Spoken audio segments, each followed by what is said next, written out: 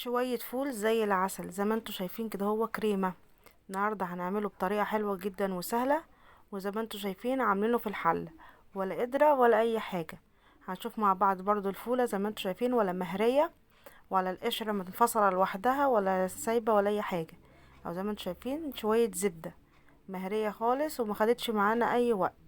وهنعمله باذن الله في الحلة زي ما انتوا شايفين الفولة عاملة ازاي مستوية وزي الزبدة بالظبط، كريمة.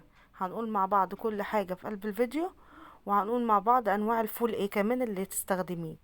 زي ما انتوا شايفين، اول حاجة نبدأ بسم الله، كل سنة وانتوا طيبين. هنعمل مع بعض الفول. اهم حاجة وانت بتشتري الفول، هات الفولة الفاتحة اللي هي بتبقى البيضة دي، ما تجيبيش الفولة المحمرة او الفولة اللي هي بتبقى مغمقة شوية. خليكي على النوع الابيض ده، بيديكي نتيجة حلوة جدا. وتاني حاجة بيستوي معاكي زي الهوا. زي ما انتوا شايفين شكل الفولة عاملة ازاي. ده الكيلو بتاعه يتراوح من 52 ل55. اكتر كده ما تجيبيش، ولا 60 ولا 70. 52 55 بكتير الفول دوا. طبعا انا جايبه كيلو وقسماه نصين. اخدت اول نص كيلو زي ما انتوا شايفين، نقيته كويس جدا من اي فوله مش حلوه ولا حاجه او زلطه. وبعد كده غسلته كويس الاول، وبعد كده نقعته في الميه من بالليل للصبح او حوالي 4 ساعات. زي ما انتوا شايفين تضاعف الحجم بتاعه عامل ازاي، والميه بتاعته زي الفل. احنا عاوزين الميه بتاعته زي الفل كده، ما يكونش فيها اي رواسب. زي ما انتوا شايفين بعد ما نقعته، جبت الحله وحطيتها على النار وفيها نصها ميه، وهنزل عليها بالفول بالشكل ده.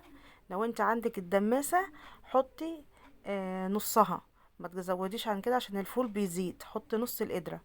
زي ما انتم شايفين هحط الفول بالشكل ده. وبعد ما حطيته اخد غلوتين الاول من غير اي اضافات ولا اي حاجة. حطيته على النار خد غلوتين. زي ما انتم شايفين اللون المحمر ده، المية بتاعته طبعا اغمقت واحمرت بالشكل ده. اروح جاية مصفياه. بعد ما اصفيه هرجع تاني احط له ميه نضيفه اللي هي بتاعه السوا. زي ما انتم شايفين بعد ما فضيته خالص من الميه اللي هي فيه، معانا هنا هو نص كوبايه عدس اصفر مغسول، هحطه عليه. وطبعا في حله على النار بتغلي، دي طبعا مش هتطفى نهائي. كل شويه ازود بيها زي ما انتم شايفين ميه بتغلي ازاي. هنزل عليه احط معيار الميه بتاعه بالشكل ده، واروح جايه موطيه النار خالص شمعة، وقافله الغطا. ما طبعا مش هفتح كل شوية عليه عشان خاطر ما يغمقش ويسود. كل ساعة اروح جاية فاتحة الغطا وبص عليه.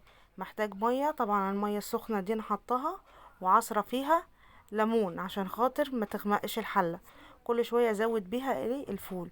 وبعد حوالي 4 ساعات من السوا بتاعه، هحط عليه نص كوباية غلة اللي هي البليلة. زي ما انتوا شايفين حط عليه غلة البليلة، وحط عليه معلقة كبيرة صلصة عشان خاطر لو غمق منك ولا حاجة يبقى لونه فاتح زي ما انتوا شايفين. وسبته على النار هادية خالص حوالي 4 ساعات. بعد 4 ساعات زي ما انتوا شايفين زي الزبدة ازاي. طبعا دي بليلة انا حطاها الغلة، وهعصر عليه ليمون وملح وكمون وزيت. بس انت بقى براحتك، عايزه تعمليه بالبيت تعمليه براحتك اللي انت تحطيه. شايفين الفولة عاملة ازاي مش فاصلة من القشرة خالص، وزي الزبدة وزي الكريمة. احسن وافضل من العربيات اللي بتجيبيه والمحلات.